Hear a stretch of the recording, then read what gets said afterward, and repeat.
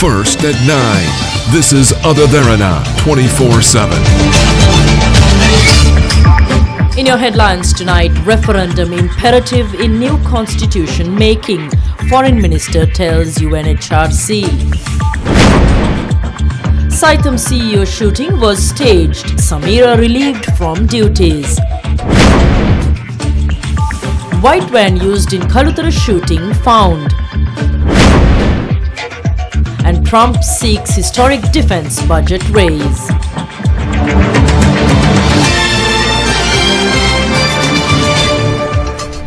Hello there, very good evening to you. Thank you for joining us here at Derana 24/7. I'm Dasuman Premathunga. Now let's take a look at the local news first. Addressing the 34th session of the UN Human Rights Council in Geneva today, Foreign Affairs Minister Mangala Samaravira said that the parliamentary process and referendum are imperative in the new constitution-making process. The Foreign Minister said the government wants to ensure that the new constitution would reflect the true aspirations of the Sri Lankan people. Mr. President, I speak today just over a year or 15 months since Sri Lanka took the historic step of co-sponsoring Resolution 30/1, and many in our country at the time criticized, and some still continue to criticize us for this step. Some even see this as an act of treachery and betrayal of the nation. We have a simple message for them. For 69 long years, we journeyed through pain, violence, loss of life, and precious human resources, ruining chances of socio-economic progress. The forces of extremism and regression on both sides of the divide are creating roadblocks for narrow short-term political gain. While stubbornly refusing to acknowledge any of the far-reaching gains we have made in the last 2 years, they argue that we have either done too much or too little. Sri Lanka's parliament also has enacted legislation to establish a permanent office on missing persons. The act that has been certified by the Speaker of Parliament is now the law of the land and awaits assignment of the subjects for its operationalization. In fact, the budget for the year 2017 has allocated over ₹1 billion to start this unique office. Mr. President, the constitutional drafting process is for us both central and essential,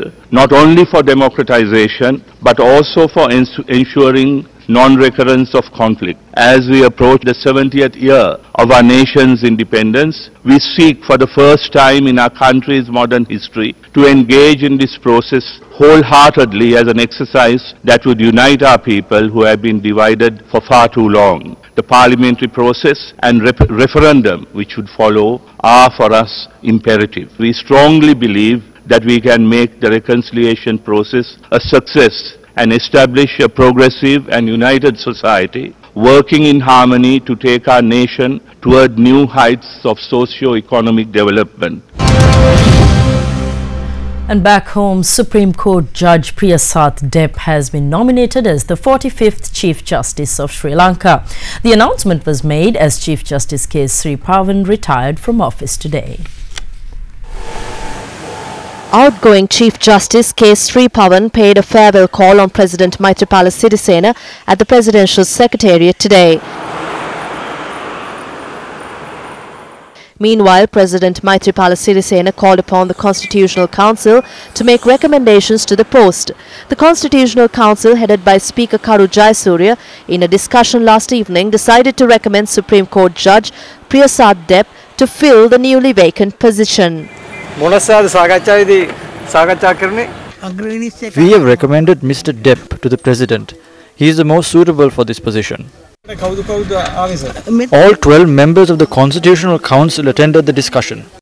The appointment has been made in accordance with the 19th Amendment to the Constitution. The nominated Chief Justice is an old boy of St. Joseph's College, Colombo. He holds a Bachelor of Arts from the University of Colombo and a Master's in International Law.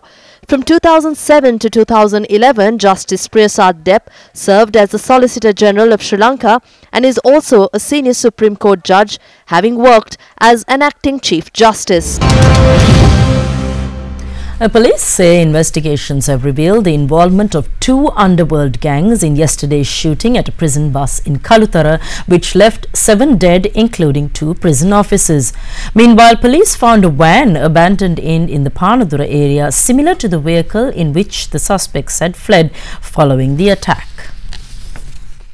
Last morning, gunmen opened fire targeting a prison bus transporting prisoners from the Kaluthura Malvatta prison to the Kaduwela Magistrates Court.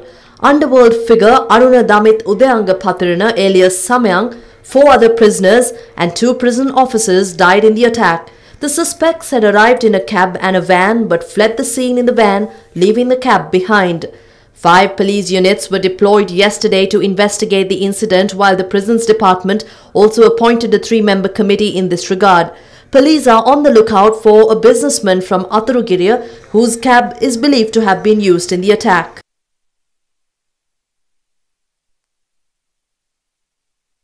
Meanwhile, a white-color van believed to have been used in the Kaluthura shooting was found in Panadura today and was taken into police custody.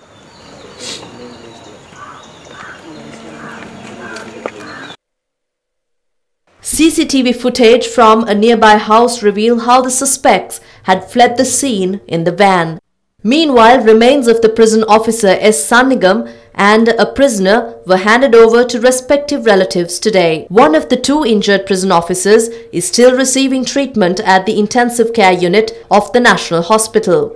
S.R. Vijayaratna, the prison jailer who died in the shooting, was a 52-year-old father of 2 from Vaddua.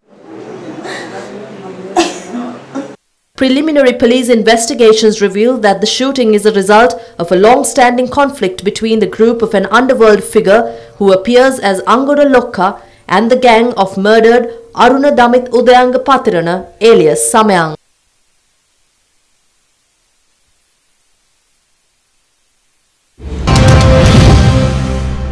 The Presidential Commission of Inquiry investigating the controversial Treasury bonds issuance will visit the Central Bank tomorrow to observe proceedings of an auction in the Public Debt Department.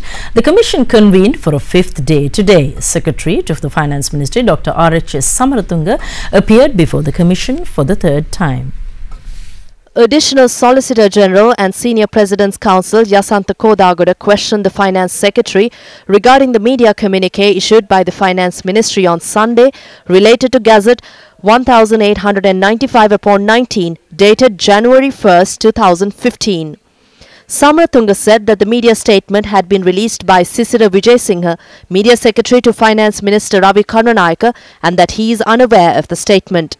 State councils questioned the Treasury Secretary whether Finance Ministry under Section 4 of the Stocks and Securities Ordinance had the powers vested in the Central Bank after Central Bank purview was taken over to the Ministry of Policy Planning and Economic Affairs from the Ministry of Finance in January 2015.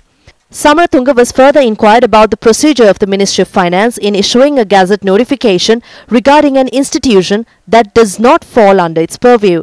The Secretary said in response that the usual procedure is for the Finance Ministry to draft a Gazette and to forward it to the Secretary to the Ministry that overlooks the Central Bank and thereby obtain the signature of the subject Minister. The Finance Secretary said that the procedure could have been used in this instance as well. Next, the Additional Director of the Statistics Department of the Central Bank, M. Azim, appeared before the Commission. Committee member, retired Deputy Auditor General V. Kandasamy questioned him as to when the Treasury had informed the Public Debt Department about the government's requirement for funds in 2015. Azim replied that the director of his department informed the Treasury on the requirement on the 23rd of February 2015. In this backdrop, state councils questioned the additional director whether the Domestic Debt Department Committee was able to prepare the plan to acquire funds necessary for March 2015 within a short period of time. It was highlighted that usually 10 days are necessary for Domestic Debt Management Committee to complete the process. Azim responded that although they had planned to fulfill the debt requirement directly, on the morning of 24th February 2015, they were directed by the Monetary Board to hold an auction to issue 30-year Treasury bonds.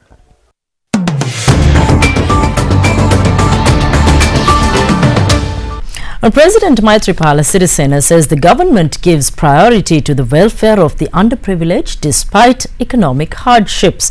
He made these remarks addressing the inaugural sessions of the workshop on sustainable finance this morning. The Sustainable Finance Workshop is organized by the Central Bank of Sri Lanka jointly with the Sustainable Banking Network managed by the International Finance Corporation, a member of the World Bank Group. The objective of the workshop, which was held at the Central Bank Auditorium today, was to bring together the banking industry and international partners to discuss what is needed to develop a sustainable financial system in the country.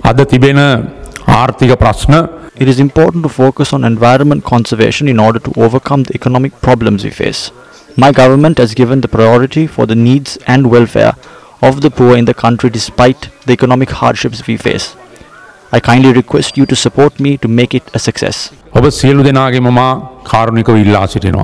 IFC-led Sustainable Banking Network consists of banking regulators and banking associations from 31 emerging markets, representing over 85% of the assets in emerging market countries. Of these 31 countries, 15 have already launched sustainable finance policies, guidelines and roadmaps. This development highlights an emerging positive dynamic of market-based actions and policy leadership to advance sustainable finance globally. The Central Bank of Sri Lanka joined the Sustainable Banking Network last year. As a new member, we have the opportunity to learn from the lessons and experiences from other countries and to determine our own path in sustainable finance through accelerated actions. Still in business news, the ASPI closed in positive territory today due to price gains in counters such as John Keel's Holdings, Ceylon Cold Stores and Sri Lanka Telecom, with turnover crossing 2 billion rupees. And now we have Imeshi Fernando from the Colombo Stock Exchange for more from the trading flow. The benchmark all-share price index gained 12.24 points to close at 6,134.28, while the S&P Sri Lanka 20 index gained 8.97 points to close at 3,543.82. The turnover was 2.4 billion rupees with 46.2 million shares changing hands in 3,487 trades. The market capitalization at the end of the day was 2,698.39 billion rupees. Top 5 gainers of the day were Ceylon Printers, Lighthouse Hotel, Brown's Capital, Ceylon Leather Products and Serendip Hotels non-voting, while the top 5 losers were SNB Leasing non-voting, Candy Hotels, Lucky Lanka, Horn Plantations and Multi-Finance. Today's foreign purchases were 106.25 million rupees and foreign sales were 199.28 million rupees. There were 6 crossings today and the crossings turnover was 2.1 billion rupees. And here's a look at how the Sri Lankan rupee traded against other currencies during the day today.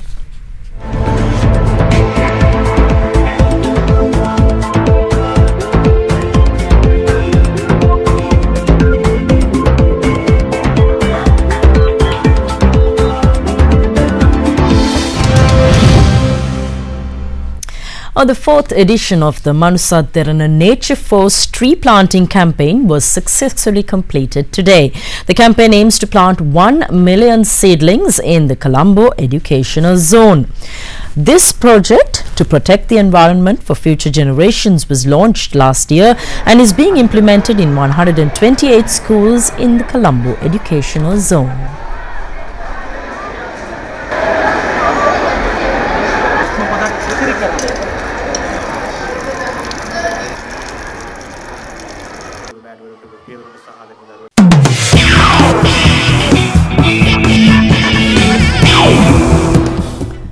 In sports news, it's cricket. The Sri Lankan squad to participate in the upcoming Test series against Bangladesh was named today. The Sri Lanka team will be captained by Rangana Herath, while Malinda Pushpakumara has been newly added to the squad.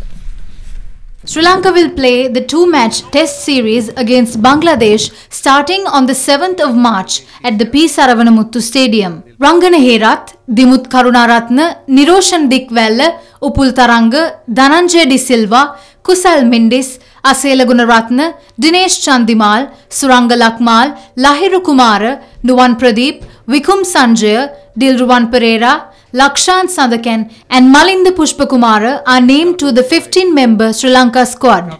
I always see as a challenge, not only that because every single country that we are playing against I see as a challenge, but especially with Tilan and Chandika, I think they all know about our weaknesses and the strength as well, but I'm sure they are working on it, but we also comes with a plan, so hopefully we get good cricket in 2 test matches. I think this is a good opportunity for Bangladesh cricket to show the Sri Lanka public that how far they have come in cricket. We will definitely play competitive cricket this time around.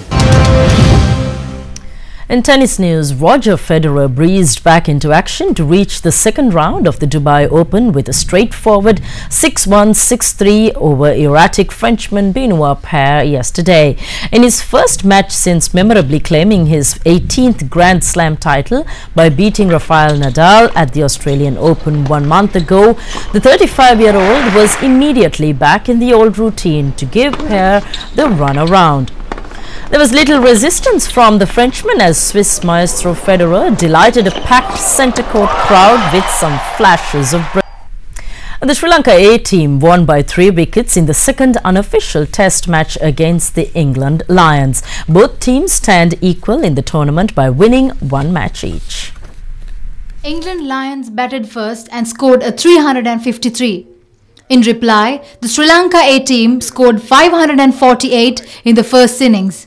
Test opener Dimuth Karunaratne played an extraordinary innings by scoring a double century which included 23 fours.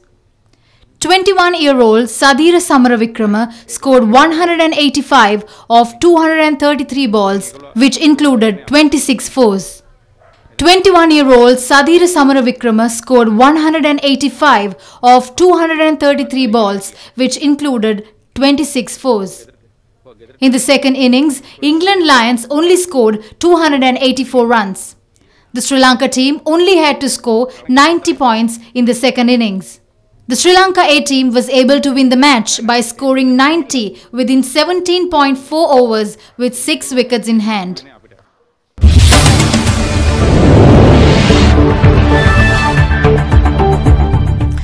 Leading international news today, US President Donald Trump says that his first budget proposal will be oriented sharply towards public safety and national security. He made these remarks at a meeting of US state governors at the White House yesterday. The budget blueprint sent yesterday to government agencies proposes a $54 billion hike in defense and security spending. I have to say, when I was young in high school and college, everybody used to say, we never lost a war. America never lost. And now we never win a war. We never win. And we don't fight to win. So we either got to win or don't fight it at all. Infrastructure, law enforcement, intelligence and homeland security are also among the categories for which spending will increase. The hike is expected to be covered by slashing funds for non-defense programs. The State Department and the Environmental Protection Agency feature prominently among the institutions that would face steep cuts along with foreign aid.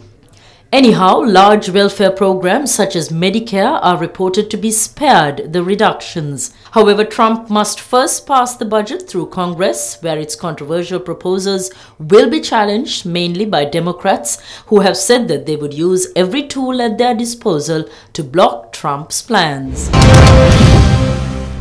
South Korea's Special Prosecutor's Office said today that it will formally indict 5 executives, including Lee Jae-yong, the de facto chief of Samsung Group, on multiple charges, including bribery. The case is linked to the ongoing political scandal that has resulted in the impeachment of South Korean President Park Geun-hye.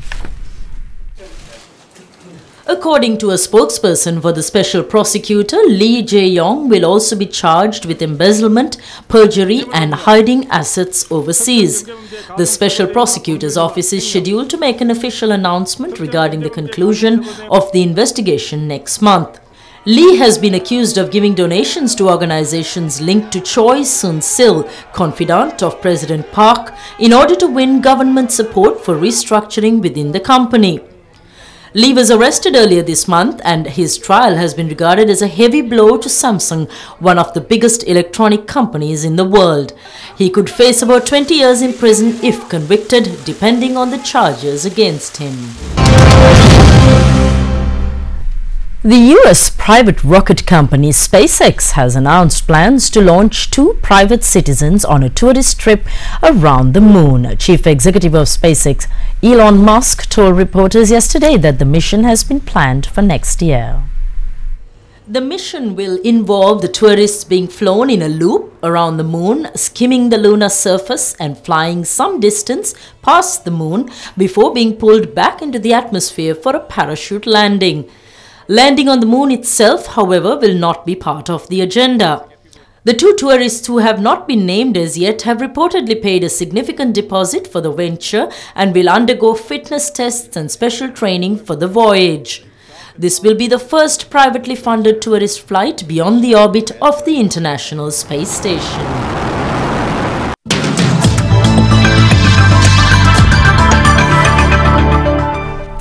And on to your weather report for tomorrow now. Due to an atmospheric disturbance in the vicinity of Sri Lanka, the prevailing rainy condition is expected to further enhance during the next few days, particularly during the 2nd to the 4th of March.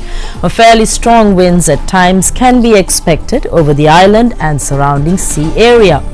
Cloudy skies along with showers or thunder showers can be expected at times over most parts of the country. Heavy showers of above 100 millimeters are also likely at some places, especially in the eastern Uva, southern Sabaragamuwa, central and north central provinces.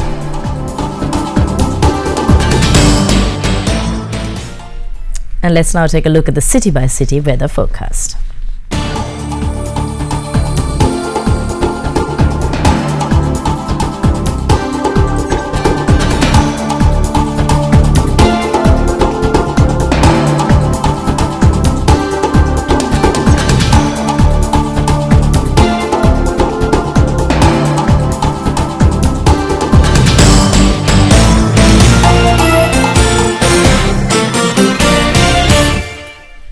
Well, that's a look at your main news tonight. Thank you very much for joining us. For up-to-date news on the local, international, business, sports or entertainment scene, do log on to www.otherderana.lk or like us on Facebook or follow us on Twitter.